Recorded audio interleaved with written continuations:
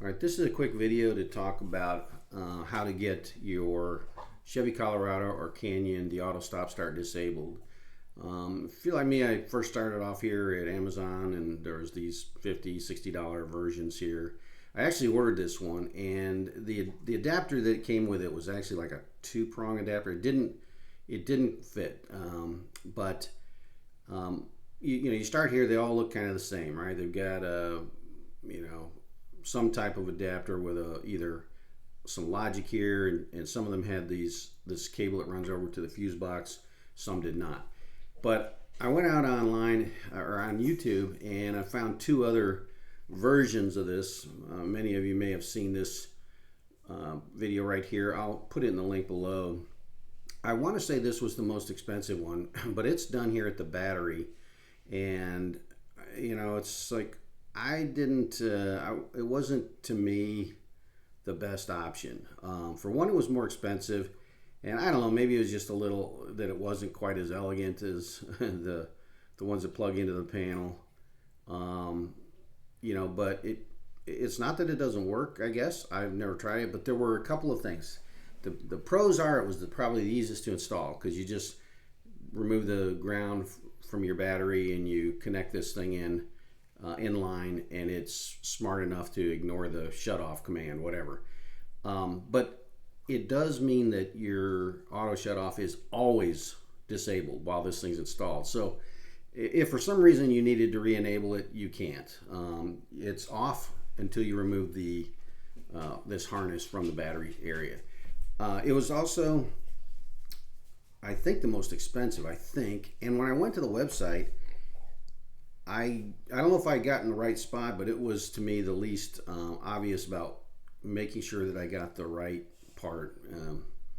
The next hardest website, if you will, was the AutoStopStart. But there is on the homepage, there's a button specifically for Chevy products, and that's when you click that button, you come right in here, and the AutoStopStart is about $108. I want to say this is $130 some plus shipping. This was $108 plus shipping. And when you compare that to these guys, especially if you have like Amazon Prime or something where it's free, that's a pretty big price differential. So you may not want to go with either of these, but I ended up going with this one. And the main reason that I went with this one is because it includes an important device here to get this thing disconnected.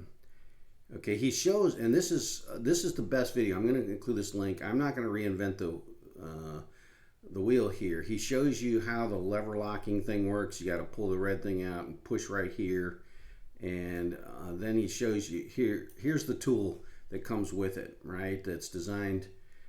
These guys don't, to my knowledge, they don't come with this little tool, and this makes all the difference in the world, because there's no room to work behind the panel there unless you got really skinny arms and super strong fingers. You really got to have something to depress that locking lever to get this disconnected. So by far, this video right here it explains everything. It shows you how to do it. It includes their tool.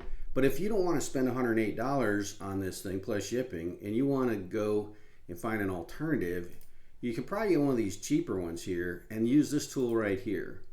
Notice how it's got this sort of middle action here, but the important thing is here is at the end. It has kind of a finger-like thing that you can reach up there, and once you pop that red locking lever, you can use this little finger that's like right here, and you can gently compress that center latch on the green adapter or electrical connector, and just wiggle it out. And the whole thing, once I got these pliers, getting that thing disconnected was very simple.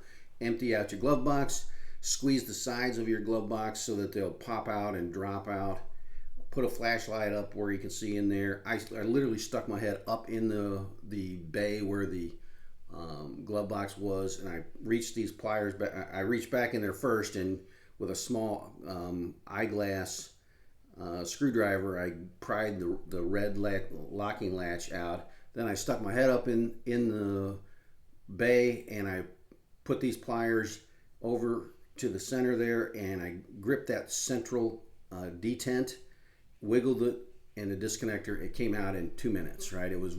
This was by far even better, easier to do than using this little device that they have, that AutoStop provides, and the others don't, right? This one comes with it, these don't. So if you want to go with the cheap one, you take $50 plus $19, so $20, and you're at the $72 mark, as compared to the $108 and the $100 and whatever dollar mark, plus shipping. So I guarantee you, if you use these, if you're a DIYer, you know, these pliers will come in handy in more ways than one. I know they would have worked on my ABS speed sensors on my Jeep, my old Jeep that I got rid of. That was very hard to get some of those connectors to disconnect. So if you do anything, even if you only use it for one purpose, you know, take a $50 thing plus a $20 thing, you get $70 capability to replace your stop start. Even if you never use those pliers again, you're still coming out ahead compared to the one that I did. Now I'm very happy with this one. One of the advantages, it doesn't have any extra wiring. Like these, you got to run wire over to the circuit breaker, and so it's a little harder to get them installed. I don't know about this one. I didn't look at it. You know, this again here, you got to run this over to the circuit board to get power, etc. So overall, in terms of ease, I really like the AutoStop. It came with the small screwdriver to help you get the red locking latch. It came with that little tool that's designed to depress the center, you know, this center piece, right, so that you can disconnect it easily. And it doesn't have any wire extensions, so you plug one end into the dashboard, and you plug your car's connector into the back end of this. Click, you're done. Zip tie it up, and the whole thing can be done in 10 minutes. So with that said, coming back here, just quick summary. These guys might work, and they're cheaper, but they don't come with the tools that really help you get that connector disconnected easily. If you want to go with one of them, definitely consider buying one of these types. Mine's a Duralast, but point is, with this long extension, you know, electrical system tool here, you can see it's what's it called, a wedge lock removal tool. It worked great. And you know, the other alternatives are work at the battery, ignore Amazon, go out to the AutoStopStart folks here directly, and I'll put all three of these links for the tool, for the battery system, and for this in my comments.